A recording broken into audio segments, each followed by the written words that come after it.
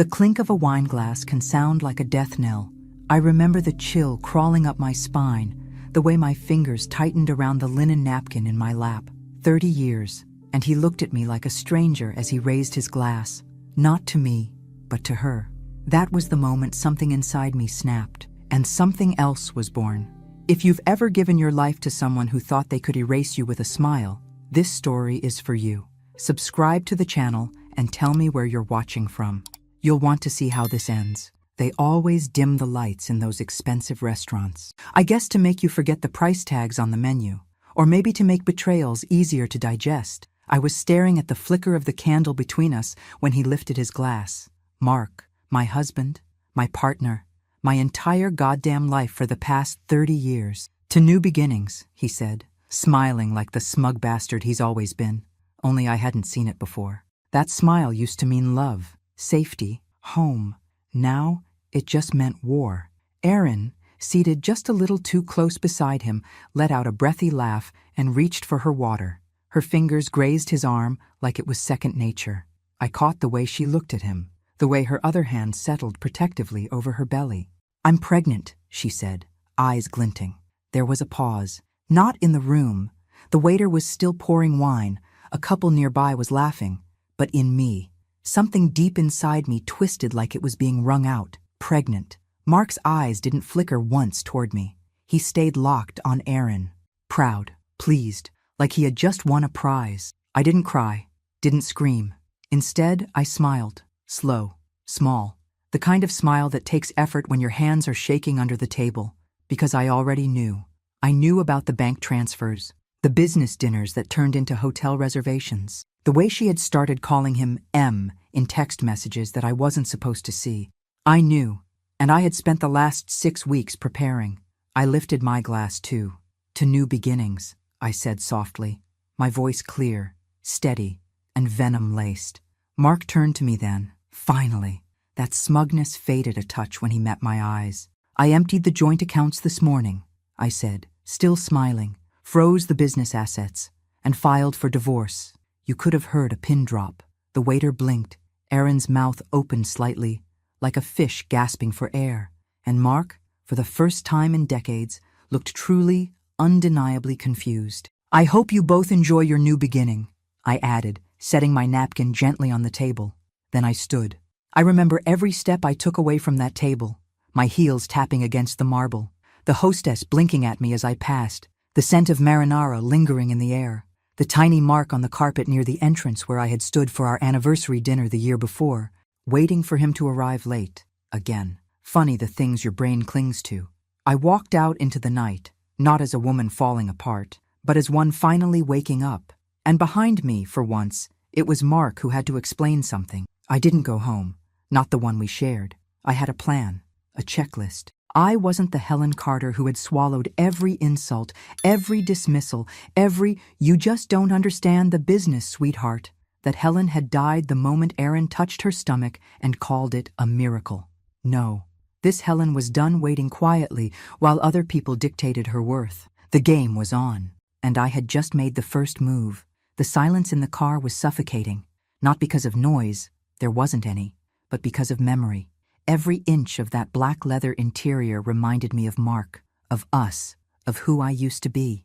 I gripped the steering wheel tighter than I needed to, my knuckles pale against the dark. My hands were shaking, not from fear, but from the adrenaline, from rage, from 30 years of swallowing things I should have screamed. 30 years. I remember the first day we moved into our home in Pasadena, the way the morning sun hit the porch, the smell of paint still fresh on the kitchen walls. I made us coffee in a machine we couldn't afford. Mark kissed my cheek and said, "One day this place will be full of memories." He wasn't wrong, but none of those memories were mine.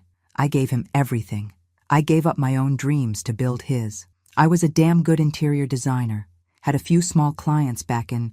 One of them was featured in Sunset magazine, but Mark said his business needed focus. "You're the rock," he told me. "You keep everything running." So I did. I managed the books before we could afford an accountant. I hosted the clients, smiled through endless dinners where I was introduced as Mark's wife and little else. And I believed that was love. I believed it because I had to. Because if it wasn't, then what the hell was all of this? The week after our 10th anniversary, I miscarried. I never told anyone, not even him. He was away on business, and I figured, why burden him with something already gone? I carried that alone, like so much else. Just like I carried the weight of a house, a marriage, a life that he barely showed up for. I pulled into the motel just outside Glendale. Not glamorous, but clean, efficient, anonymous. I had paid in cash that morning. The clerk didn't even look up when I asked for the key. Good. Inside the room, I sat on the edge of the bed and finally let the tremors pass through me. My legs felt like jelly. My mouth was dry. My heart, it was hammering like I'd just escaped a burning building, because I had. The phone on the nightstand buzzed. Mark, missed calls. I didn't answer. I wouldn't. Not tonight. Instead, I reached into my bag and pulled out the folder I had prepared. Labeled in neat black marker, contingency plan, HC, bank statements, asset transfer forms, power of attorney revocation, business contracts with my signature, and clauses he never bothered to read. I'd written those myself. Funny thing about being the silent partner. No one notices when you hold the pen. I opened the laptop and checked the wire transfer one more time. Clean. Timed perfectly. The business accounts were frozen under the emergency fraud clause I initiated with the bank that morning. Mark would wake up tomorrow to an empire in stasis. Untouchable. Useless to him without me. I stared at the screen, but I wasn't really seeing it. My brain drifted to that moment in the restaurant. Erin's smug little smirk, the way she rubbed her belly like it was some kind of trophy. My stomach churned. She was barely older than our goddaughter. Hell, she was supposed to be our goddaughter. And that's when the memory hit me like a freight train. It was Erin's 6th birthday. She had been so shy, hiding behind her mother's skirt. Mark had crouched down, handed her a pink bear and said, "She looks just like you did, Helen, at that age." I remember laughing, thinking it was sweet. Now that sentence tasted like bile in the back of my throat. My head began to throb. I closed the laptop, leaned back, and stared at the ceiling. One of those ugly motel ceilings with bumps like dried toothpaste. But at least it was mine. This room, this moment, this choice, I was alone. But for the first time in decades, that didn't feel like a punishment. It felt like power. The next move would take courage. I needed to look deeper into the finances, into Erin, into that contract I found with her name on it from 15 years ago. There was more under the surface. I could feel it. And I wasn't going to stop until I uncovered every filthy secret Mark Carter had buried. He thought I'd leave quietly. He had no idea who I had become. I was never the type to snoop. That's what I told myself every time I ignored the gut feeling. Every time I pushed away the discomfort gnawing at the edges of my sanity. But now I moved like a woman with nothing to lose. Because I didn't. It was a.m. when I unlocked the storage unit Mark never thought I'd remember. One of those anonymous cubes on the outskirts of town. Bare, fluorescent lit, silent except for the occasional rattle of distant pipes.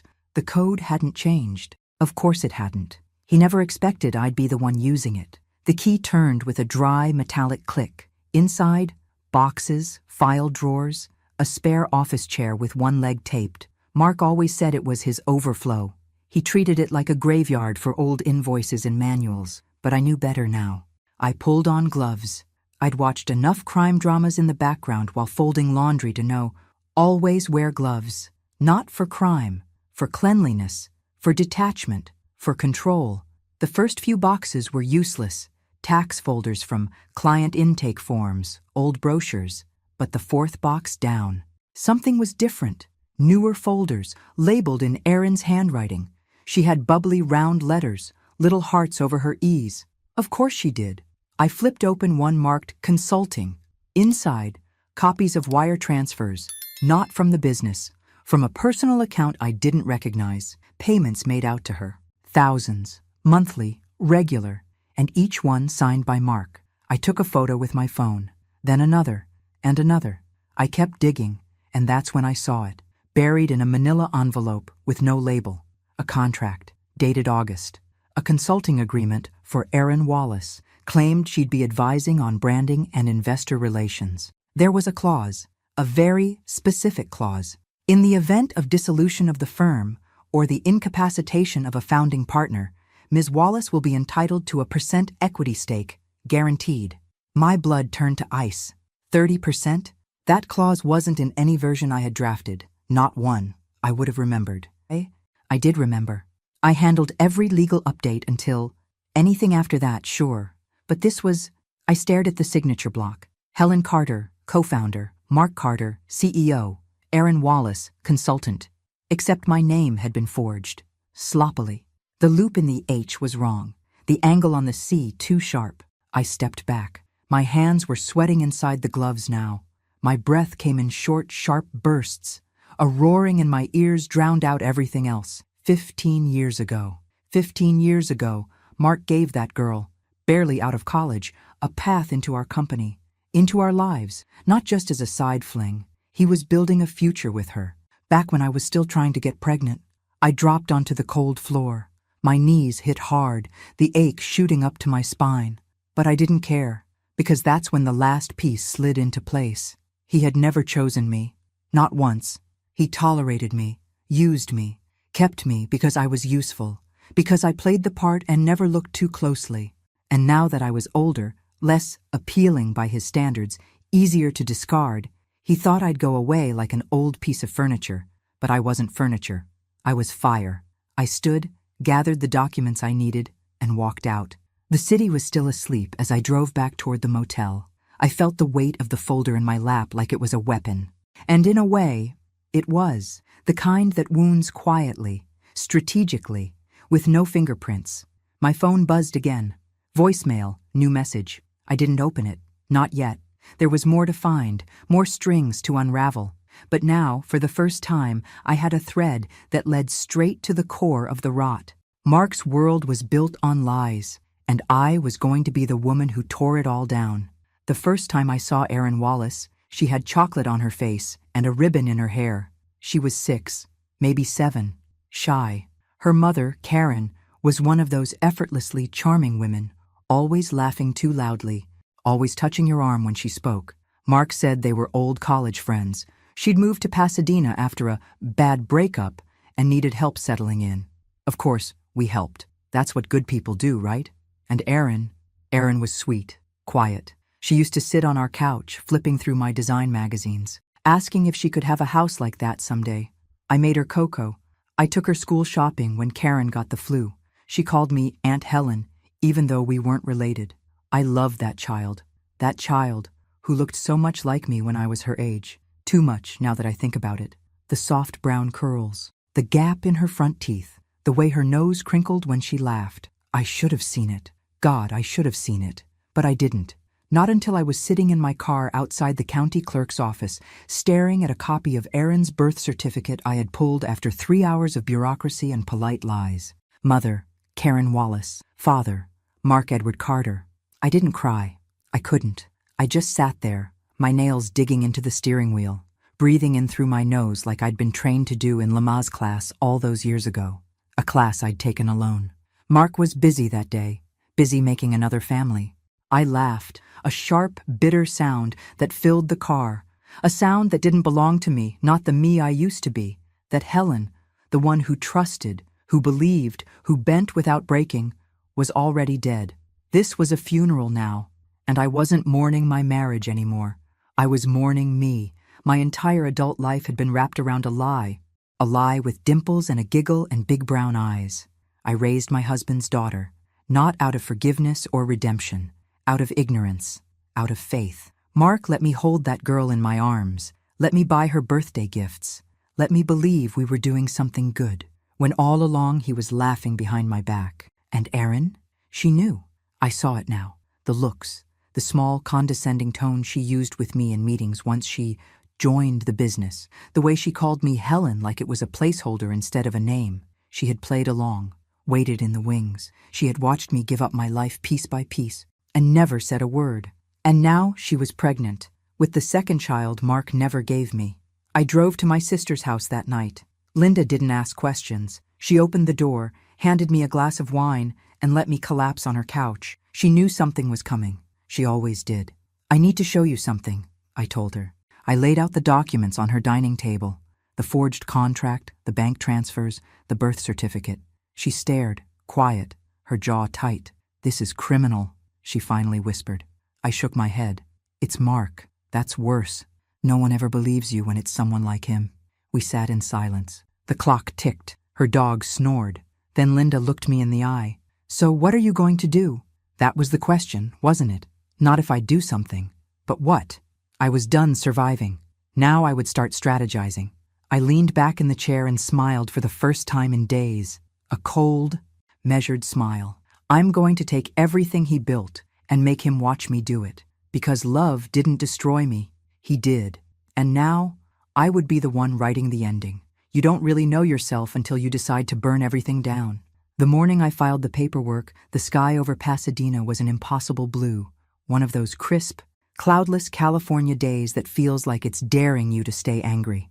I walked into the courthouse at 8 a.m., heels clicking on tile, folder in hand, not a single strand of hair out of place. People looked at me like I was someone's assistant, a retiree, maybe a judge's wife. No one saw the grenade I was carrying. Divorce petition. Helen Carter, Veers Mark Edward Carter, emergency asset freeze application, signed and notarized corporate injunction, per clause, 14C of the founding agreement. His signature right there, back in, smug as ever. I had the power. I just needed to wield it. The clerk didn't blink. She stamped the documents, took my ID, handed me a receipt, and just like that, my 30-year marriage was officially unraveling, one legal stamp at a time. I walked out of that courthouse into the sun, heart hammering against my ribs, not from fear, from freedom. Back at the motel, I made 2 calls. First, to the bank. I confirmed the freeze on our joint accounts, business accounts, and the executive card I knew Erin had been using for her company dinners. Second, to Mark's lawyer. I didn't ask to speak to him. I left a message. This is Helen Carter. As of a.m. this morning, I've filed for divorce and enacted Clause 14C. Please advise your client to retain separate counsel. Oh, and tell him to check his wallet. He'll find it's lighter. Click. Then I waited. Didn't take long. At 1, my phone rang. Blocked number. I picked up and said nothing. Helen? His voice. God, that voice. I used to fall asleep to it, warm in our bed. Now it sounded like static. Where the hell are you? He snapped. I smiled. Someplace where I don't have to look at you. You froze the accounts. What are you thinking? Are you having some kind of breakdown? No, Mark. I'm finally having a breakthrough. Silence. I imagined him pacing, running a hand through his thinning hair, looking around that big house we built together, the house I designed, painted, filled with laughter, pain, silence. I have a child on the way, he hissed, like it was a threat.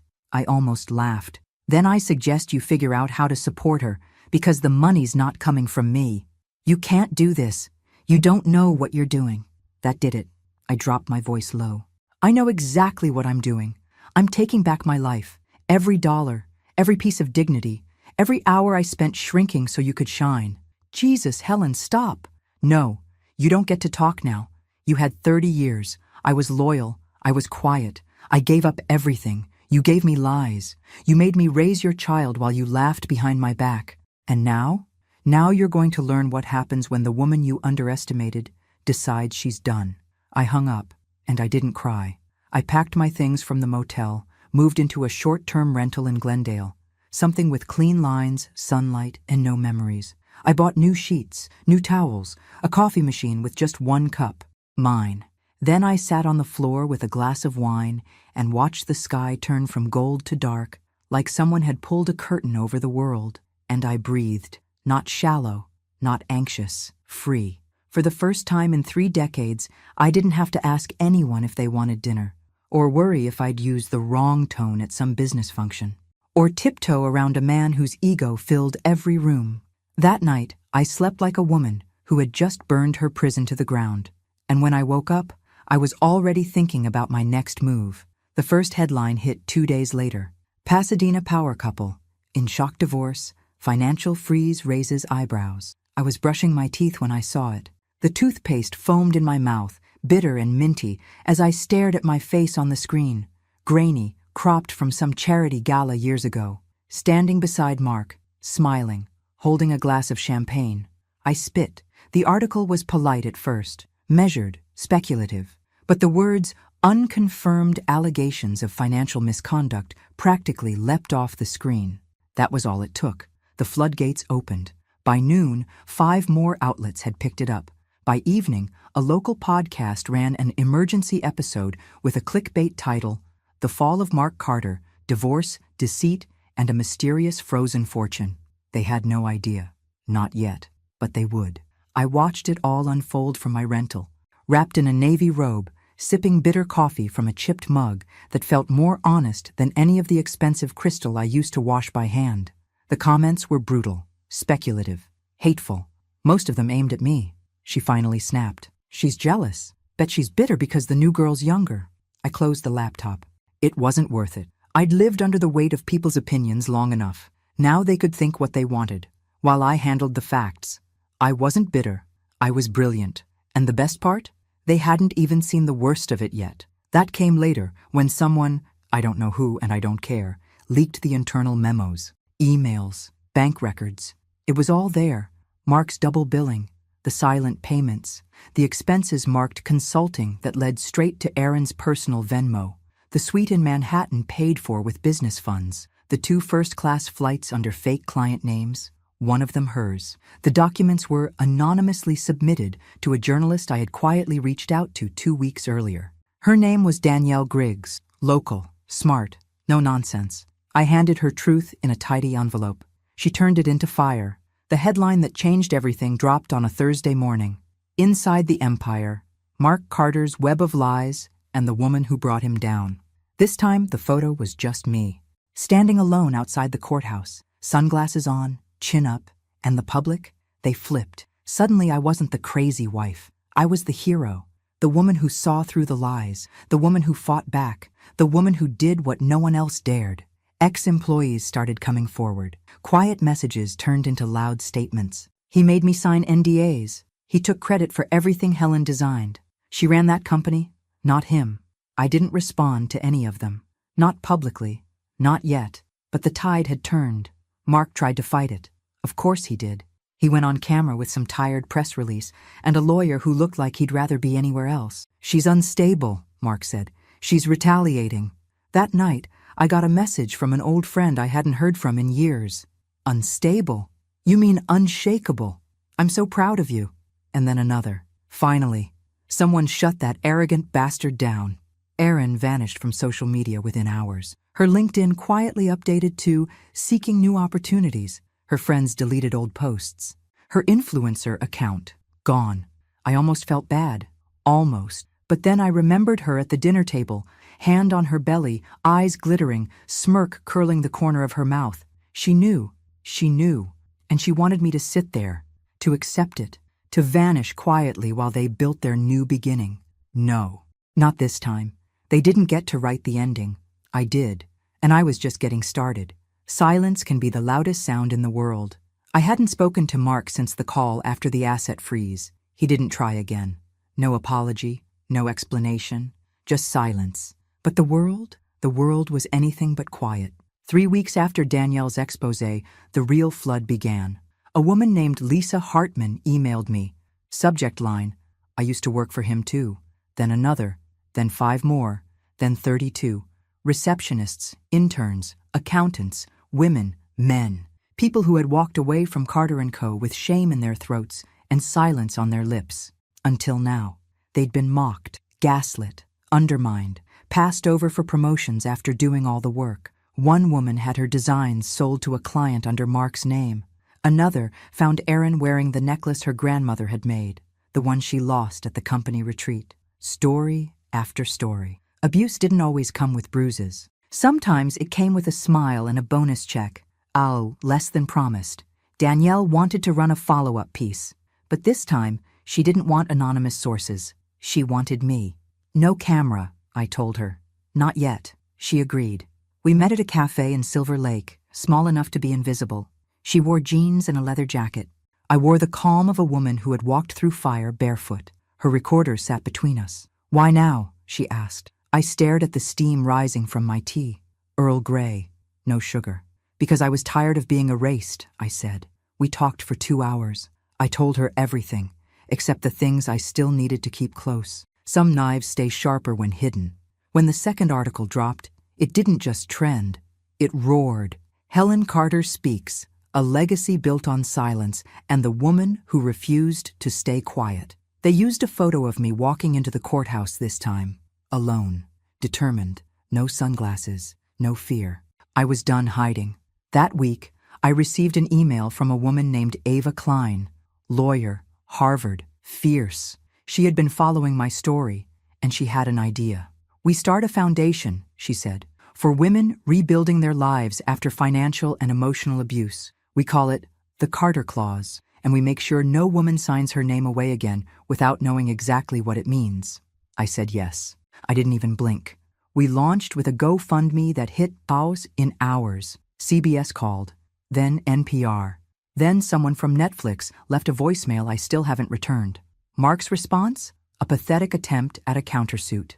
Defamation, emotional distress, loss of business reputation. The judge tossed it in less than 10 minutes. Turns out when you have proof, emails, contracts, signatures, it's hard to argue with the truth. His last ally, a corporate partner named Greg Tolliver, issued a public statement distancing himself from Mr. Carter's conduct. Translation? He saw the ship sinking and grabbed the last lifeboat. Erin tried to resurface with a tweet about healing and protecting her peace. It was ratioed into oblivion. People had seen enough. They had heard enough. And now they were listening to me. Not the wife, not the accessory, not the shadow in the room. Me, Helen Carter, the woman no one saw coming, and the woman who would never be invisible again. She died believing I would be taken care of. Eleanor Carter, Mark's mother, wasn't perfect, but she treated me with something resembling affection, the old-school, apron-wearing kind. She sent me handwritten birthday cards every year, even when Mark forgot. She taught me how to make her lemon bars from scratch, called me her girl, and hugged me tighter than my own mother ever had. She also died 2 months before the divorce. Mark said she left everything to him, to keep things simple. I didn't question it then. I was still clinging to scraps of trust, still hoping I was wrong. I wasn't. The call came from her attorney, Mr. Arlo Finch, a man who looked like he'd been cut from granite and never heard of smiling. "I'm sorry, Mrs. Carter," he said, then paused. "I suppose it's Ms. now." "Just Helen," I told him. He hesitated. "There's something you should see. I'm sending over the original will and the amended version Mark brought in 6 weeks before Eleanor's passing." I sat in my new apartment, hands clenched around a mug of chamomile tea that had long gone cold. As I read both documents side by side, the original left % of her estate to me, a vacation cottage in Mendocino, her jewelry, her Buick Riviera that she never let Mark touch. The amendment left everything to Mark, every last cent. Signed by Eleanor in shaky cursive that didn't match any of her previous signatures. Mark had power of attorney, medical, financial. I'd been in the hospital room the day before she passed. She was lucid. She told me she was proud of me. She said, "You were always the steady one, Helen. He never deserved you." She hugged me. And 6 weeks before that moment, he erased me. I dropped the papers. I couldn't breathe. How do you mourn someone twice? First when they die, then when you realize they were used against you. I called Arlo. "This signature," I said. "You've seen it. You know it's not hers." Silence. Then, "I can't say it officially, but I agree with you. Can anything be done?" A pause. Longer this time. "No, not now. Not without years of litigation. And with the statute of limitations and Mark's legal protections." He trailed off. "I'm sorry." I hung up, and I screamed. A deep guttural sound I didn't know I had in me. It tore through the walls of my small apartment. My voice cracked halfway through. I slumped to the floor and cried like I hadn't cried in years. Not over Mark, not over money, over Eleanor. She loved me, and he took that too. But something changed that night, something vital. This wasn't just about vengeance anymore. It was about justice, about truth, about every woman who's been erased, silenced, overwritten by a man with a bigger voice and a better tailor.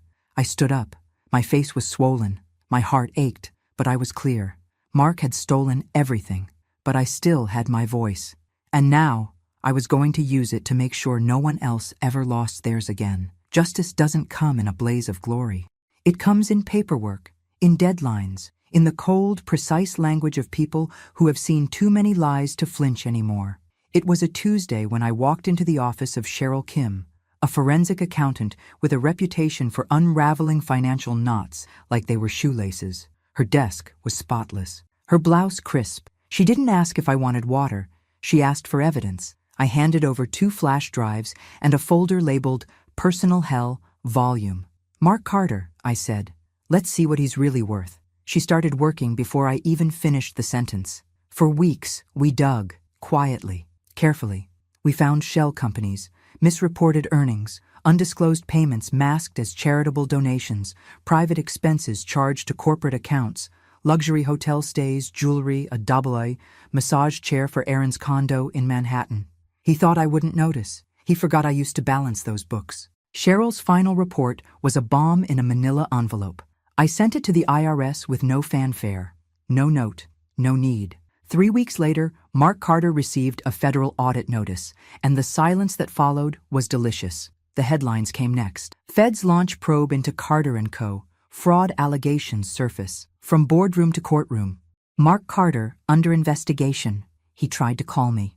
Of course he did. Blocked. Then came the text. 1 sentence. "We could have handled this privately."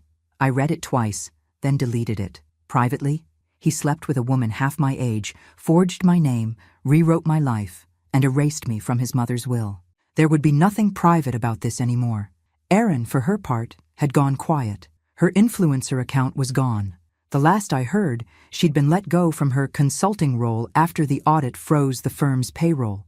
She posted something vague on Instagram stories once. Black background, white letters. "Sometimes you have to lose everything to find your truth." I screenshotted it. Because this was my truth. I had been a ghost in my own life. But now, I was the storm. Clients pulled out. Mark's speaking engagements were canceled. Investors withdrew. His name was poison in every email thread. And me? I was still angry, still hollow in some places, still waking up in the middle of the night remembering the way he used to touch the small of my back in public like I was something to show off. But I was also standing taller. I drank my coffee slower. I walked down the street like I had every right to exist, because I did. I sat in a bookstore one afternoon, flipping through a memoir by a woman who'd left her husband after 35 years. The last line read, "They said I was broken, but they didn't realize I was breaking free." I closed the book and smiled, because I wasn't broken, not anymore. And the man who thought he could break me? He was the one being slowly, methodically dismantled, one truth at a time. Revenge is loud, but freedom is quiet. It was a Tuesday. No headlines that day, no lawsuits, no leaked emails, just the hum of my neighbor's lawnmower and the smell of fresh-cut grass drifting through my window. I was sitting at the kitchen table, my kitchen table, a simple one, solid oak, bought with my money, chosen for no one's taste but mine. The sunlight fell across it just right, and for a second, everything felt still, and that's when it hit me. It was over, not in the dramatic courtroom gavel kind of way, but in the quiet realization that I no longer woke up wondering where he was. I no longer scrolled through articles to see if my name had been dragged through the mud again. There was no Erin posting beach photos, no Mark pretending to be the victim, no calls from lawyers, just silence. And I didn't hate it. I didn't love it either. Not yet, but I was learning how to live in it. That afternoon, I walked down to the little cafe around the corner. It was the kind of place I would have skipped before, too casual, too small. Mark hated anything that didn't have valet parking and overpriced espresso. But now it was mine. The barista, a young man with tired eyes and a kind smile, recognized me. "You're Helen, right?" I hesitated. "Yes." He handed me my latte. "You're kind of a legend around here." I didn't know what to say. Then, as I turned to leave, a woman at the corner table waved me over. Late 40s, curly gray-streaked hair, tapping away at a laptop. "Sorry," she said. "I don't mean to intrude, but I'm with Reclaim Project. We help women over restart after divorce, financial abuse, things like that." She paused, then smiled. "We've been following your story. Would you ever consider speaking at one of our events?" My mouth went dry. I had nothing prepared, no speech. No platform, no fake smile to put on. And for once, I didn't need one.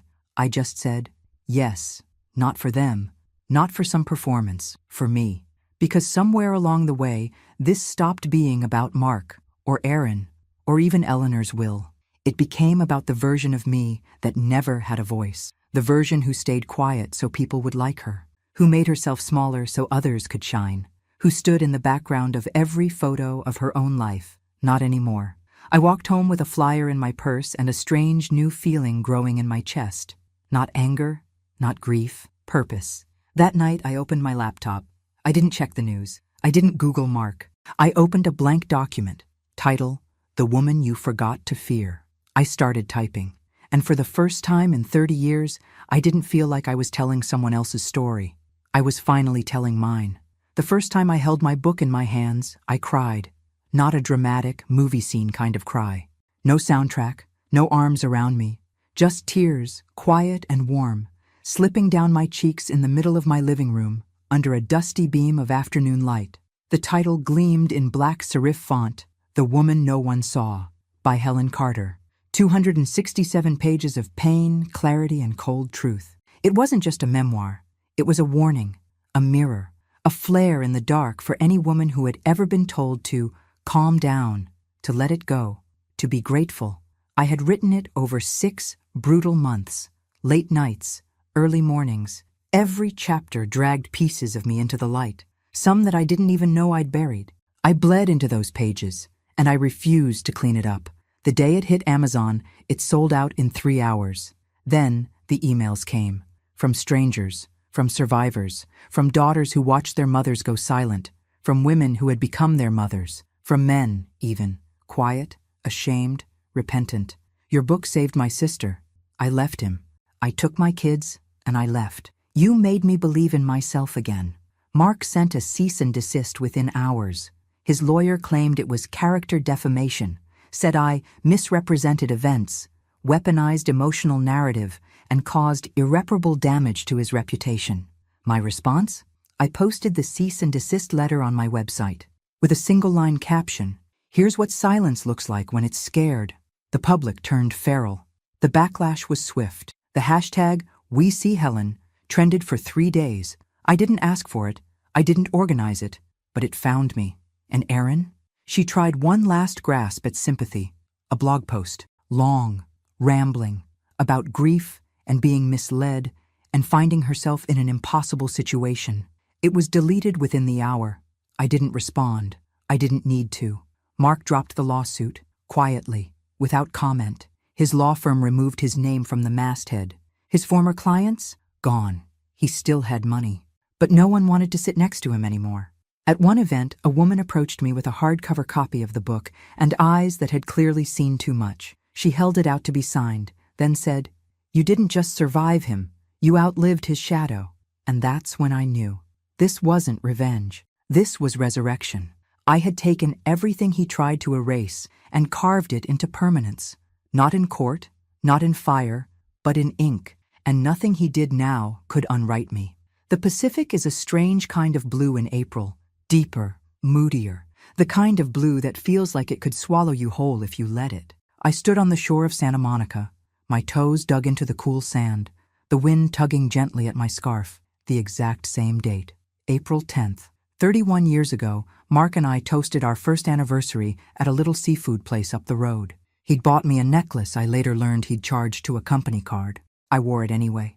Today I wore nothing but myself. No jewelry, no makeup, no performance, just me.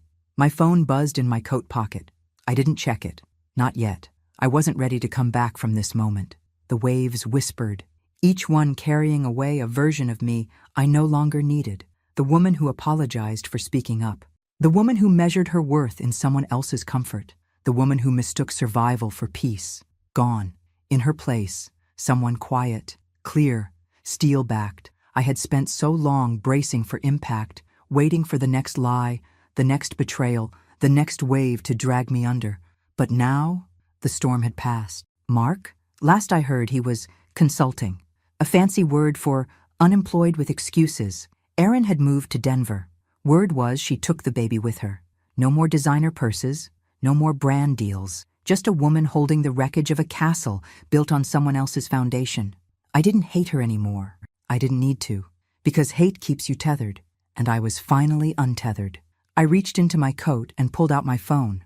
One new voicemail. Hi, Helen. This is Andrea from Beacon Publishing. We're excited about the sales numbers for The Woman No One Saw. We want to talk to you about a second book, maybe even a series. Let us know if you're open. I smiled, not because of the offer, because they saw me, really saw me. I closed the phone, slid it back into my pocket, and stared at the horizon. For the first time in my adult life, I didn't belong to anyone. Not to a husband, not to a story, not to a legacy I didn't choose. I belonged to me, and the silence around me? It wasn't loneliness, it was peace. I turned, walking away from the water, one steady step at a time. Whatever came next, it would be mine, all of it. And this time, I would write the story myself. Thanks for listening. Don't forget to subscribe and feel free to share your story in the comments. Your voice matters.